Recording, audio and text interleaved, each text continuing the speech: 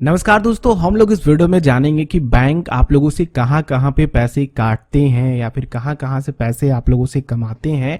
और कई सारे के बारे में तो हमें पता ही नहीं होता है। यहाँ तक कि अगर आप लोग बैंक में विजिट भी करने जाते हो ना तो वहां भी आप लोगों को चार्जेस देने पड़ते हैं। ऐसे ही बहुत सारे हिडन चार्जेस हैं जो आप लोगों से बैंक वसूलते हैं। वही हम लोग इस वीडियो में कवर करने की कोशिश करेंगे। जितना हो सके मैंने शामिल करने की कोशिश की है। अगर कुछ छूट जाए या फिर आप लोगों को लगता है कि इसका भी पैसा कटता है तो नीचे कॉमेंट करके बताइएगा, जिससे कि दूसरों की भी मदद हो सके। और आप लोग मुझे बताइए कि आप लोगों को किन के बारे में पता था और किन के बारे में आप लोगों को इस वीडियो में पता चला है। तो अगर आप लोगों का किसी भी बैंक में खाता है, चाहे वो सेविंग हो चाहे करंट हो, तो इस वीडियो को देखिए शुरू से लेकर के अंत तक। आप लोगों के बहुत सारे कंफ्यूजन और बहुत सारे क्वेश्चंस क्लियर हो जाएंगे। तो सबसे पहला चार्ज दोस्तों, जो कि हम सभी को पता है, मिनिमम एवरेज मंथली बैलेंस। ये क्वार्टरली भी होता है, 3 महीने का भी होता है। तो ये आप लोगों के अर्बन, रूरल और मेट्रो सिटी के अकॉर्डिंग डिफर करते हैं। तो ये आप बैंक में पता कर लीजिएगा कि कितने चार्जेस लेते हैं। मैं आप लोगों को मोटा मोटी बता दूं तो रूरल एरिया में 5,000 से 10,000 रुपए तक का मिनिमम बैलेंस मेंटेन करना होता है। और खास करके अगर आप लोग किसी स्पेशल तरीके का अकाउंट खुलवाते हो, जैसे खास करके प्राइवेट बैंक्स आपको ऑफर करते हैं, तो वहां पे 10,000 मिनिमम बैलेंस मेंटेन करना पड़ता है मंथली। अगर आप लोग किसी स्पेशल अकाउंट जैसे कि सेविंग प्लस वगैरह का अकाउंट खुलवाते हो जिसमें आप लोगों को कैशबैक्स वगैरह ज्यादा मिल रहे हैं, तो इस तरह के अकाउंट्स में आप लोगों को मिनिमम बैलेंस मेंटेन करना पड़ता है। वहां पे कोई भी मैटर नहीं करता कि आप लोगों का अकाउंट रूरल में है, अर्बन में है या फिर मेट्रो सिटी में। वो मिनिमम बैलेंस आप लोगों को मेंटेन करना पड़ता है, वो मंथली होता है। तो आप लोग पता कर लीजिएगा। और एक खास बात यहां पे और है कि वो परसेंटेज के अकॉर्डिंग, जैसे कि मान लीजिए कि मिनिमम एवरेज बैलेंस आप लोगों को 10,000 रुपए मेंटेन करना है, तो 10,000 रुपए में से मान लीजिए 8,000 है, तो ये जो 2,000 का स्पान है, इसका परसेंटेज निकाला जाएगा कितना अमाउंट आप लोगों का मिनिमम से कम है, तो उस हिसाब से आपका एवरेज बैलेंस कटता है। और ये अमाउंट आपका 20 से 100 रुपए, जिस भी तरीके, कई बार तो 250-300 रुपए तक भी कटते हैं अगर आप लोगों के बैलेंस बहुत ज्यादा कम है। यहाँ पे मनी ट्रांसफर के भी चार्जेस लगते हैं। नेफ्ट या फिर आरटीजीएस करते हो तो 25 से 50 रुपए देने पड़ते हैं। पहले तो ट्रांजेक्शन के अकॉर्डिंग लगता था कि आप लोग कितना बड़ा ट्रांजेक्शन कर रहे हो, तो एक कैप रखा जाता था कि इतना आप लोग कैप रखते हो, मतलब कि 2,000 मैक्सिमम आपसे चार्जेस लिए जाएंगे और उतना आप लोग ट्रांसफर कर सकते हो। तो उस हिसाब से अब वो चीजें चेंज हो गई हैं। तो नेफ्ट आरटीजीएस के लिए आप लोगों को अब परसेंटेज में ना करके 20 से 25 रुपए, या फिर ये बैंक डिफर करता है। कई बैंक्स आप लोगों से नहीं लेते हैं कुछ मिनिमम अमाउंट पे, कई बैंक्स आप लोगों के लिए कोई भी कैप नहीं रखते हैं। आप लोगों को हर ट्रांजेक्शन पे, चाहे वो नेफ्ट से हो चाहे आरटीजीएस से हो, वो आपको देने पड़ते हैं। डेबिट कार्ड की एनुअल फीस ये सभी को पता है। क्रेडिट कार्ड को इसलिए मैंने नहीं लिखा क्योंकि कई बार क्रेडिट कार्ड आप लोगों को फ्री ऑफर करे जाते हैं, उनके लिए एनुअल मेंटेनेंस चार्जेस नहीं लिए जाते हैं। तो डेबिट कार्ड का ये श्योर है कि आप लोगों से चार्जेस लिए जाएंगे। तो ये चार्जेस लगभग 100 रुपए से 500 होते हैं। किस तरह का कार्ड है, किस तरह का अकाउंट आपका खुला हुआ है, प्लैटिनम है, वीजा है, तो उसके अकॉर्डिंग रुपए है, तो वो उसके अकॉर्डिंग आपका ये डिफर करता है। और बैंक टू बैंक भी डिफर करता है। तो 100 to 500 आप लोगों की एनुअल फीस लगती है।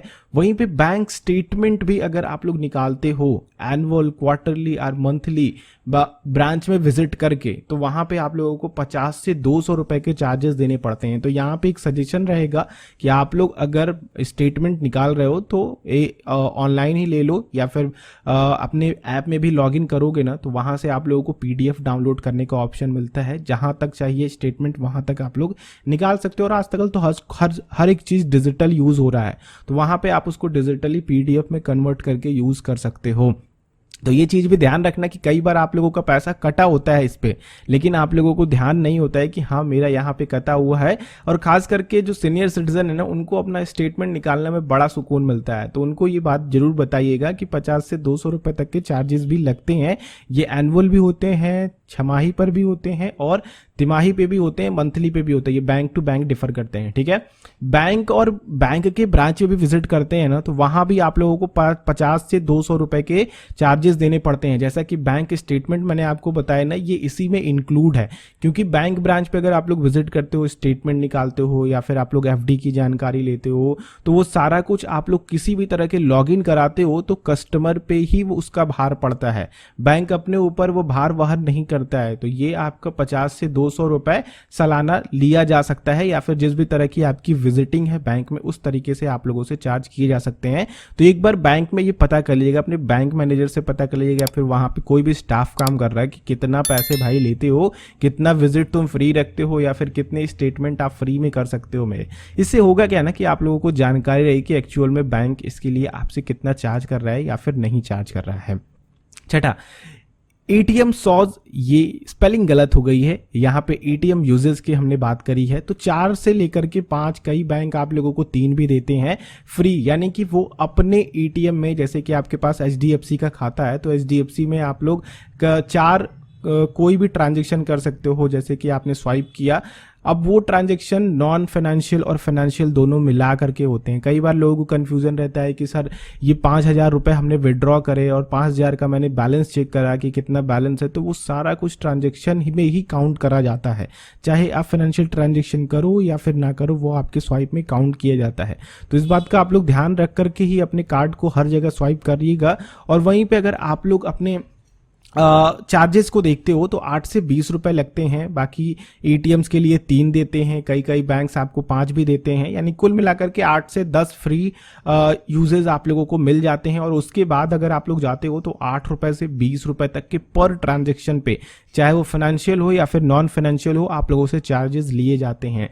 नेक्स्ट की, अगर आप लोग ईमेल या फिर एसएमएस अलर्ट वगैरह रखते हो अपने पे, आपने सब्सक्रिप्शन ले रखा है, जैसे कि आपके पास ओटीपी आ रही है किसी भी ट्रांजैक्शन से पहले, या फिर आप लोगों के पास कोई भी मेल आ रहा है, बैंक आप लोगों को हर हफ्ते, हर महीने, हर एक चीज आप लोगों को जानकारी दे रहा है बैंक से रिलेटेड, तो वो भी आप लोगों से चार्जेस लेता है। मेरा जो बैंक है वो 15 रुपए हर 3 महीने पे लेता है, ठीक है। और जो मेरा दूसरा बैंक है वो मेरे से 30 रुपए लेता है हर 3 महीने पे।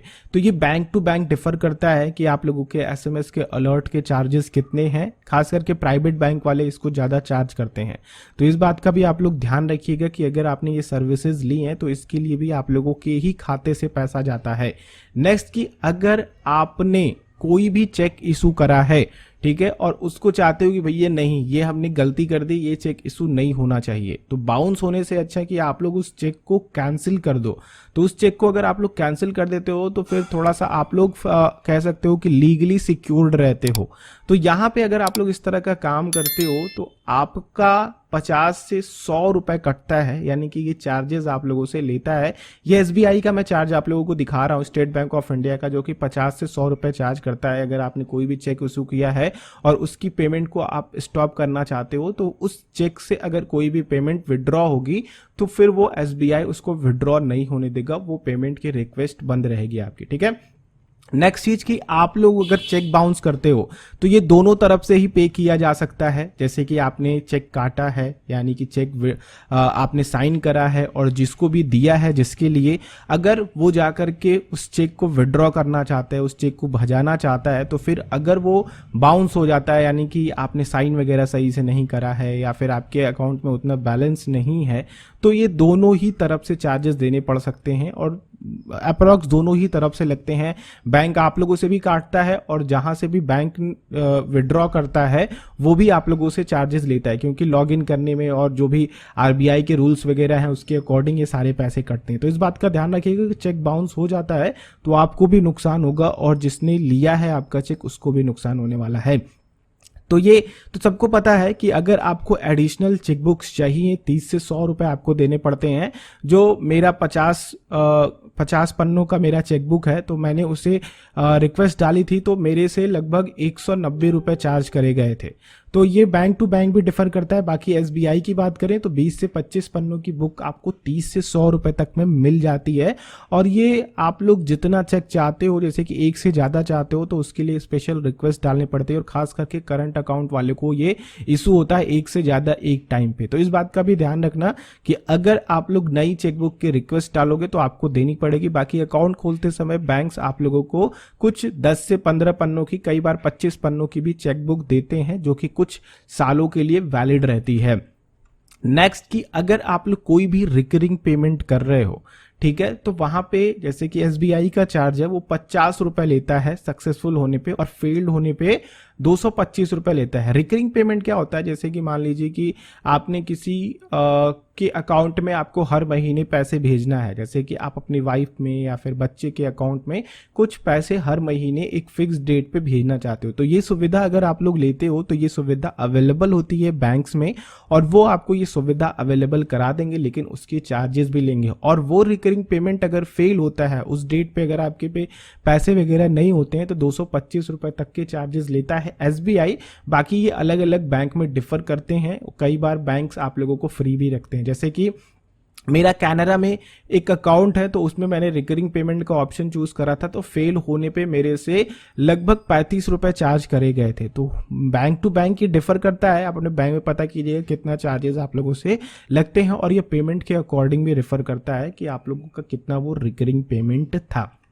नेक्स्ट चीज कि अगर आप लोग कोई भी रिप्लेसमेंट के लिए इशू डालते हो, तो वहां जैसे कि डेबिट कार्ड हो या फिर एटीएम डेबिट कार्ड या फिर किसी भी तरह का एटीएम कार्ड, क्रेडिट कार्ड हो, तो उसके लिए जो भी नया एटीएम कार्ड आएगा उसमें आपको सबसे पहले चार्जेस देने पड़ेंगे, जो कि 100 से 200 रुपए होंगे। ये मिनिमम बता रहा हूं, जो आप लोगों का कार्ड होगा उसके अकॉर्डिंग आपको 500 रुपए या फिर 1000 रुपए तक भी देने पड़ेंगे। ठीक है, तो आप लोग ध्यान रखिएगा कि आप लोग अगर नया कार्ड चाहते हो, क्योंकि कई बार क्या होता है ना कि हम लोग एक स्पेशल तरीके का कार्ड बनवाना चाहते हैं, तो उसके लिए भी रिक्वेस्ट आप बैंक्स की तरफ डाल सकते हो और वो आप लोगों को स्पेशल तरीके के कार्ड बना करके दे सकते हैं।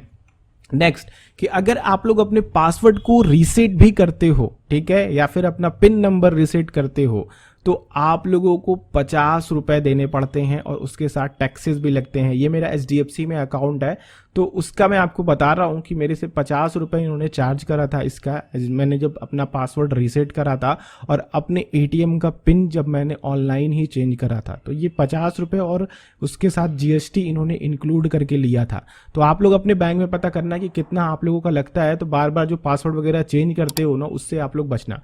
डेबिट कार्ड अगर सफिशिएंट बैलेंस नहीं है आपके पास, ठीक है, और जैसे कि मान लीजिए कि आपने 10,000 रुपए के पैसे निकालने की सोची और आपके अकाउंट में ही है 2,000 रुपए, और डेबिट कार्ड से आप विड्रॉ कर रहे हो 10,000 रुपए, तो उस डिक्लाइन पेमेंट पे आपका 28 रुपए तक के चार्जेस लगते हैं। मिनिमम आप लोगों का जो चार्ज है वो 7 रुपए से शुरू होता है, और ये मैक्सिमम आप लोगों का 70-70 रुपए तक जाता है। आप लोगों ने कार्ड किस तरह का लिया हुआ है, और साथ ही दोस्तों आप लोग अगर बार बार स्वाइप करते हो, तो वहां पे आप लोगों का स्वाइप का भी चार्जेस लगता है। तो इस बात का ध्यान रखिए कि आप लोग यहाँ पे डबल चार्जेस दोगे अगर इनसफिशिएंट बैलेंस भी है, और साथ में आप लोगों का ये स्वाइप की लिमिट्स जो है वो क्रॉस कर जाते हो। 15th नेक्स्ट थोड़ा सा बोरिंग हो रहा है मेरे ख्याल से, तो वीडियो को आखिर तक देखिए, आप लोगों को कुछ और भी देखने को, सीखने को, समझने को मिलेगा। वीडियो अगर अच्छी लग रही हो अभी भी, अगर आप लोग मेरे साथ हो, तो वीडियो को लाइक कर देना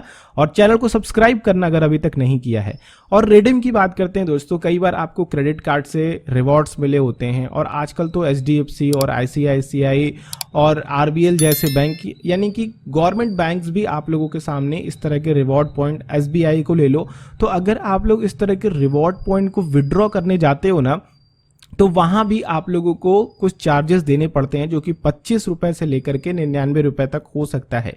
मैं आईसीआईसीआई बैंक का बता रहा हूं, आप लोग अपने बैंक में पता करना है, अगर आप लोग रिवॉर्ड पॉइंट को विड्रॉ कर रहे हो तो वहां पे वो विड्रॉल का कितना ले रहे हैं, क्योंकि ये टैक्सेस वगैरह इनका इंटरनल होता है, तो वो आपको पता होने चाहिए कि इस पे क्या लगता है। और साथ में अगर आप लोगों का रिवॉर्ड पॉइंट बड़ा है तो वहां पे टीडीएस वगैरह भी कटते हैं, तो इस चीज का भी ध्यान रखिएगा। और टैक्सेस भी इन चीजों पे बड़ा लगता है अगर आप लोगों ने कोई बड़ा पॉइंट रिडीम किया है तो।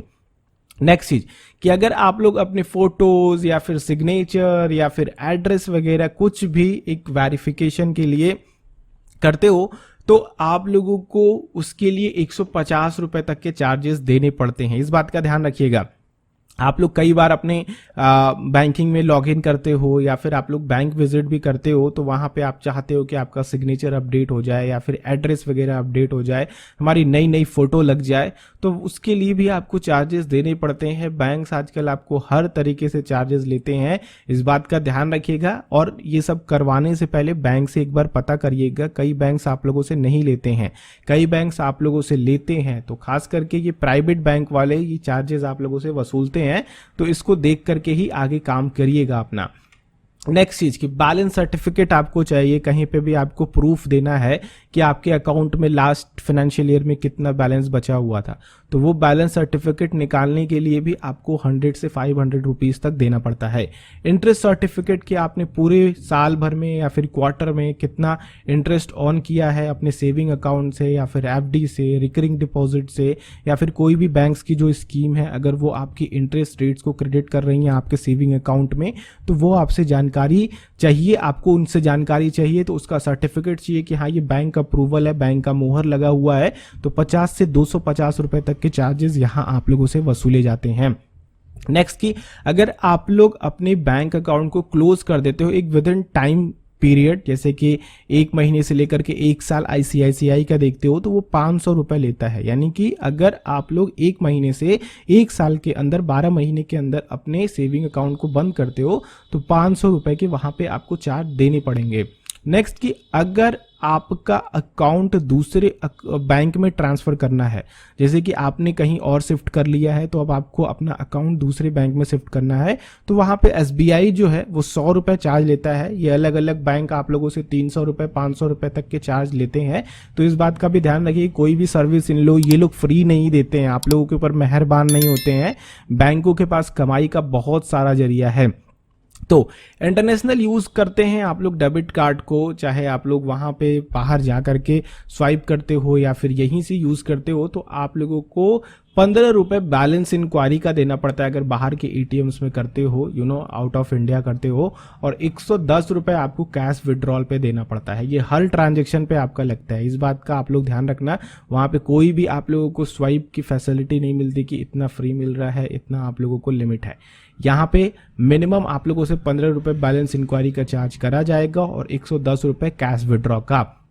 यहाँ पे अगर आप लोग रिटर्न कर देते हो कोई भी, ठीक है, रिटर्न कोरियर हो गया, आपके पास रिसीव नहीं हुआ और आपने कोई गलत एड्रेस दे दिया या फिर कुछ भी, तो वहां पे SBI आपसे 100 रुपए का चार्ज लेता है। ये मैक्सिमम है SBI का चार्ज, क्योंकि भैया उसने भेजा हो जाए तो वो खुद के ऊपर वो खर्चा वहन नहीं करना चाहता है, वो आप लोगों के अकाउंट से काट लेगा जब उसको दोबारा से वो रिसीव हो जाएगा पैकेज। जैसे कि उसने आपका किट विट भेज दिया कि हाँ ये लो भैया तुम्हारी बैंकिंग किट है, ये लो तुम्हारे नए अकाउंट खोलने का किट है, तो फिर अगर आप लोग रिसीव नहीं कर पाते और SBI के पास दोबारा पहुंच गया या फिर कोई भी बैंक हो उसके पास दोबारा पहुंच गया, तो वो आप लोगों से एक फिक्स्ड चार्ज वसूल करता है जो कि 100 रुपए तक का होता है। तो ये तो थे, ये एक एडिशनल मैंने दे दिया जो मुझे लगा कि ये थोड़ा सा नीचे का पेज भरना था इसको। बाकी इस वीडियो में इतना ही है। आई होप आप लोगों को कुछ नया और कुछ अच्छी जानकारी मिली होगी। अगर आप लोगों को लगता है कि आपको सभी के बारे में पता था तो आप लोग नीचे कमेंट करके बताइए कि हाँ रवि तुमने कुछ नया नहीं बताया, मुझे सबके बारे में पता था। अगर आप लोगों को नहीं पता था तो नीचे कमेंट करके बताइए। आप लोग थैंक यू भी कह सकते हो, और ज़्यादा थैंक यू कहना है, मुझे ज़्यादा ग्रेटफुल करना है तो आप वीडियो को लाइक कर सकते हो, दूसरों के साथ भी शेयर कर देना। और चैनल पर आप लोग नए हो, मुझसे इसी तरह की वीडियोज़ और चाहते हो तो चैनल को सब्सक्राइब करके बेल आइकन को क्लिक कर लेना, आने वाली हर एक वीडियोज़ की नोटिफिकेशन आती रहेंगी। हम लोग नेक्स्ट वीडियो में मिलते हैं, तब तक के लिए आप लोगों का दिन शुभ हो। जय हिंद।